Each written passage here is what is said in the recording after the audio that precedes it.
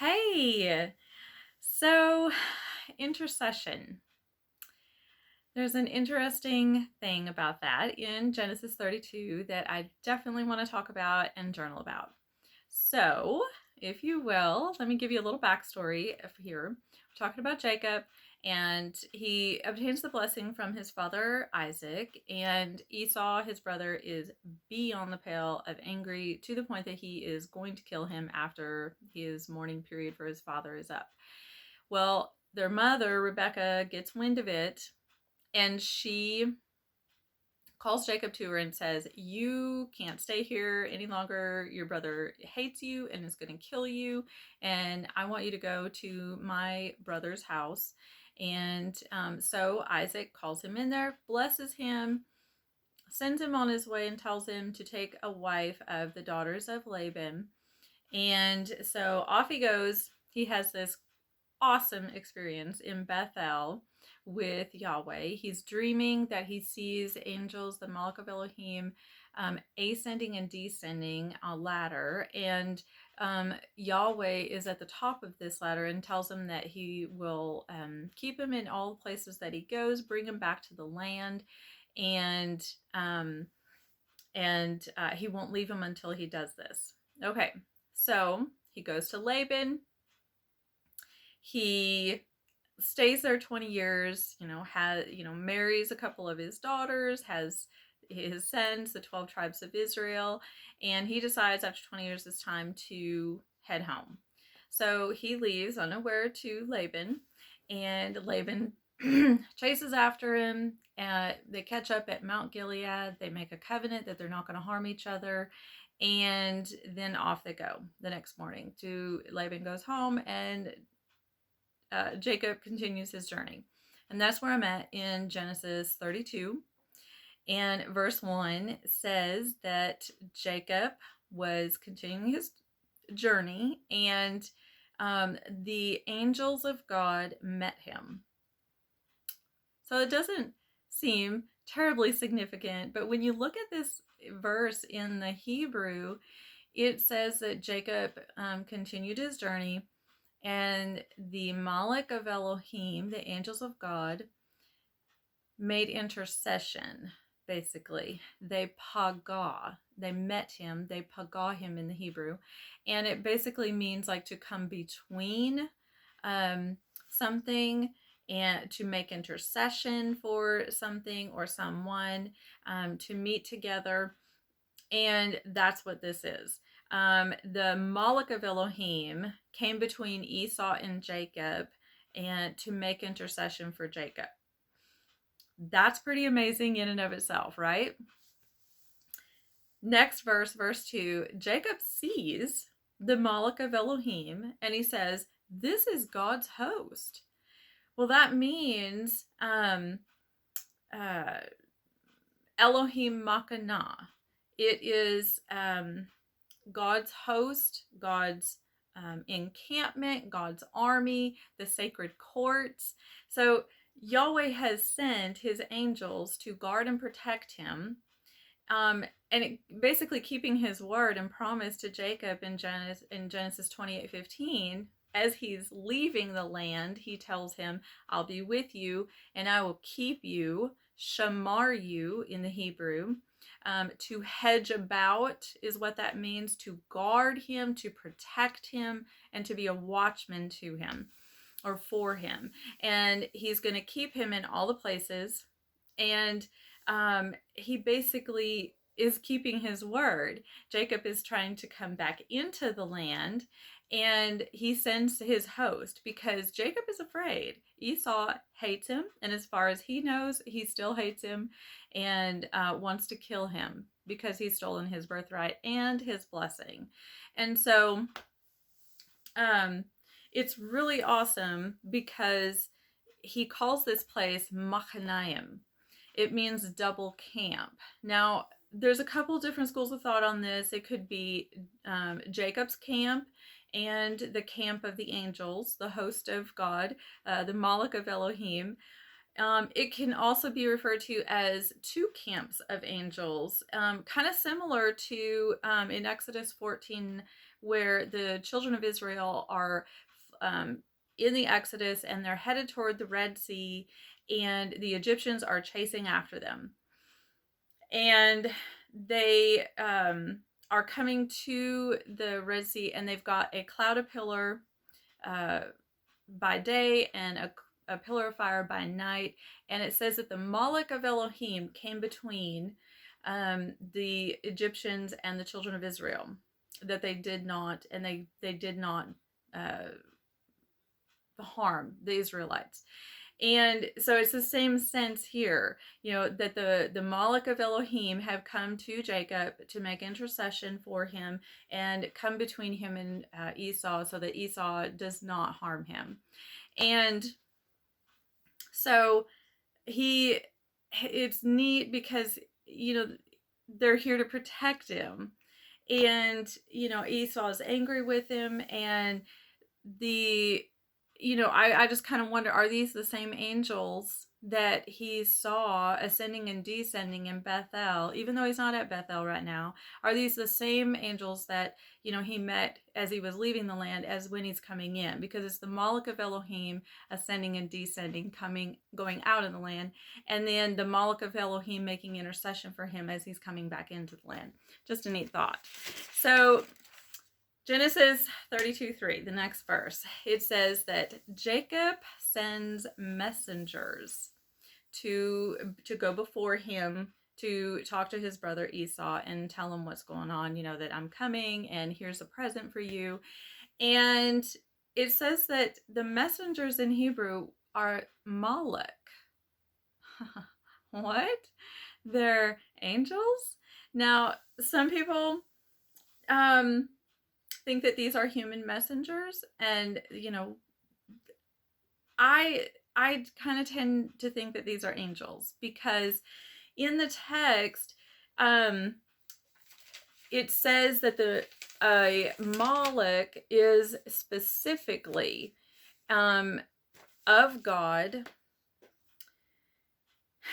a messenger of God. Sorry, I lost my train of thought. A messenger of God that is an angel.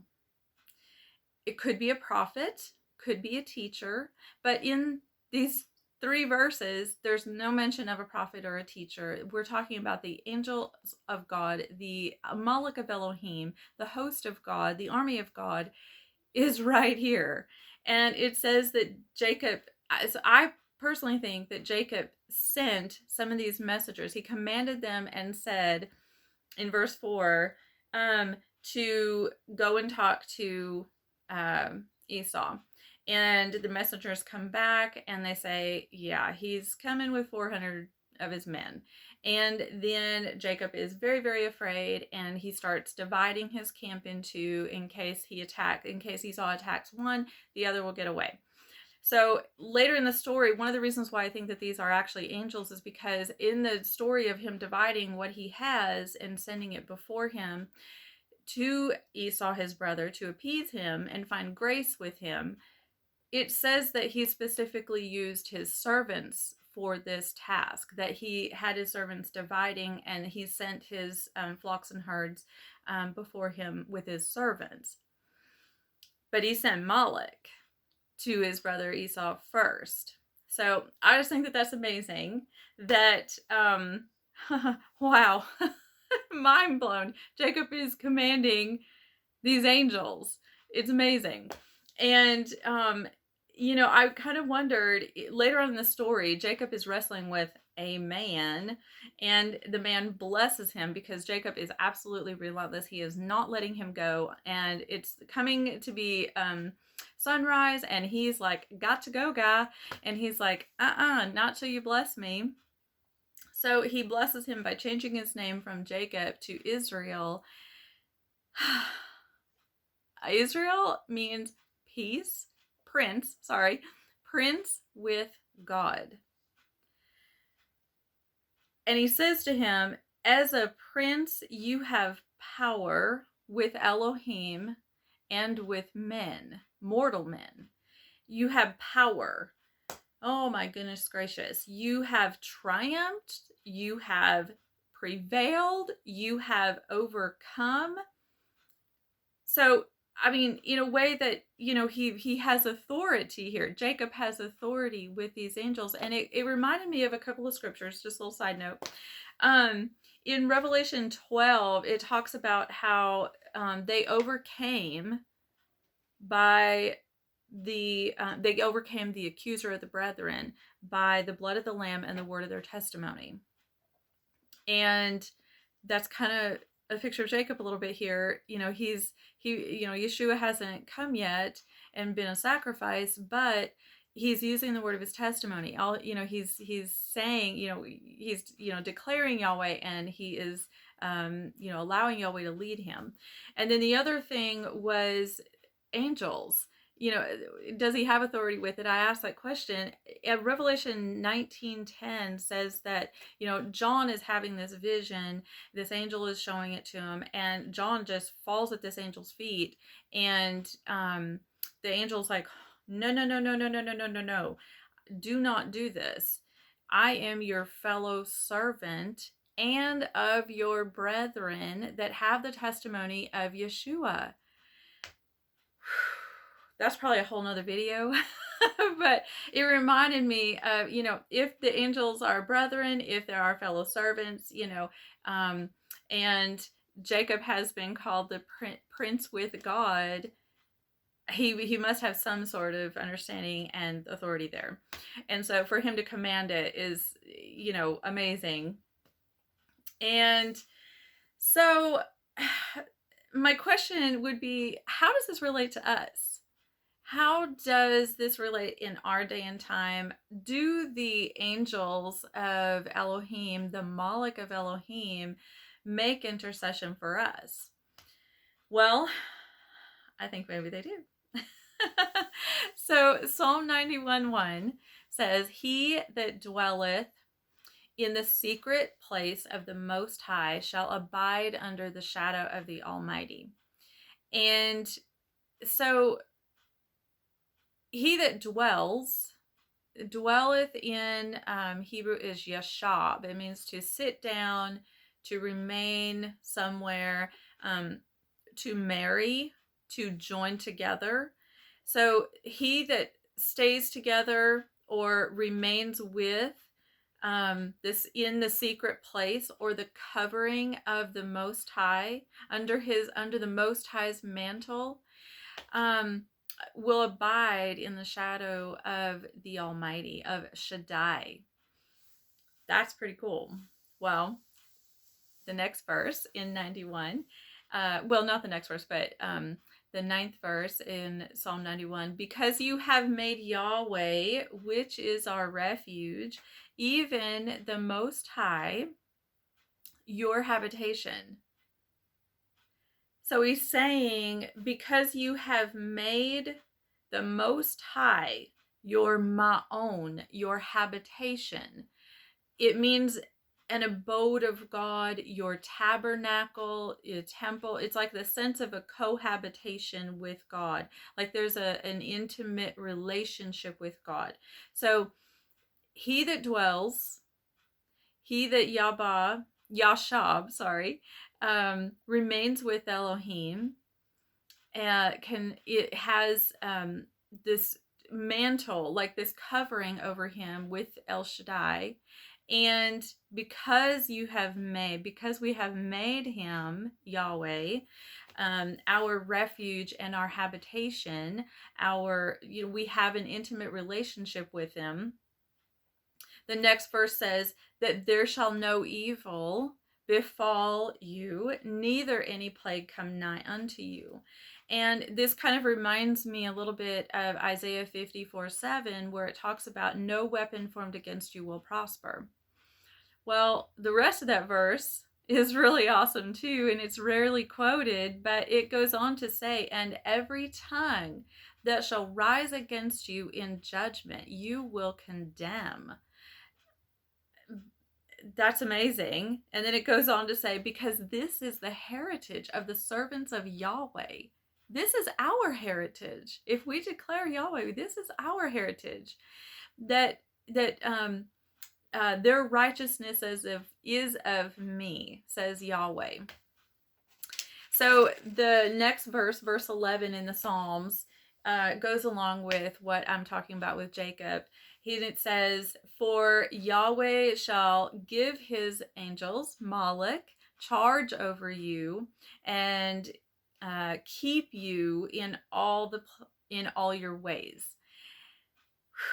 That, if you let that kind of sink in on you a little bit, that it's almost overwhelming, you know, because the angels of Elohim, he has given charge over us for those of us who are dwelling under the covering of the Almighty, and having an intimate relationship with him, reading his word, fellowshipping with him, praying to him, worshiping him. And that word keep is awesome, because it's the same word that is used in Genesis 28:15 when Yahweh tells Jacob that he will keep him. He will keep us. He will protect us and hedge around about us, and keep us and guard us and be our watchman. That is amazing. So it goes on to say that the Malak shall bear you up in their hands, lest you dash your foot against a stone. You will tread on the lion and the adder, the young lion and the dragon will you trample underfoot, because Yahweh has set his love upon me. Therefore will I deliver him. I will set him on high, because he has known my name. Wow. So let's dig into that just a little bit. So the Malak not only have charge over us, but they keep us. They bear us up lest we dash our foot against a stone. They protect us. They care for us. And it says that because Yahweh set his love, his chashak on us, he clings to us. He desires us. He delights in us. He gives us deliverance, because it goes on to say, therefore will I deliver him. I will set him on high, because he has known Yada. He has known my name. Yada Shem. It means that we have knowledge of the Most High. We have declared, is another word, that we have declared Elohim. And it says what his name is in Exodus 3:15. Yahweh is talking to Moses, and he says to him, my name is Yahweh Elohim, and this is my name forever. Olam. Forever. Eternity is my name, Yahweh Elohim. Always, everlasting, perpetual, forevermore is his name, Yahweh Elohim. And he says that it is a memorial to all generations. Not some generations, not to some people, not to some tribes, not to the Goyim only, not to any one particular person, but to all generations is his name, Yahweh Elohim. Oh, that's exciting. So if we are declaring him and we know his name, we have an intimate relationship, and we continually stay under the cover of his wings and his mantle, and we dwell in the shadow of the Almighty, nothing can harm us. No weapon formed against us will prosper, and he will raise us up. Just like he did for Jacob. He protected him. He was with him. He brought him back into the land, exactly like he said he would, and he will do this for us. He will do this for us too, if we believe in him. So one of the things that confirms the Malak of Elohim having charge over us is Psalm 34:7. It says, the Malak of Elohim encampeth round about them that fear him, and delivereth them. So it's saying there that the people that fear him, or Yareh, It means to have moral reverence toward Yahweh, and that Yahweh will deliver him. And Hebrews 1:14 also confirms that the angels are ministering spirits sent forth to minister to those who will be heirs of salvation. Now, Luke 4:10 is another one that is witness to this as well, that the angels, the Malak, are given charge over us. So it's kind of comforting to know that, he is watching over us and that he is protecting us. And all we have to do is call on his name and he is there. And so,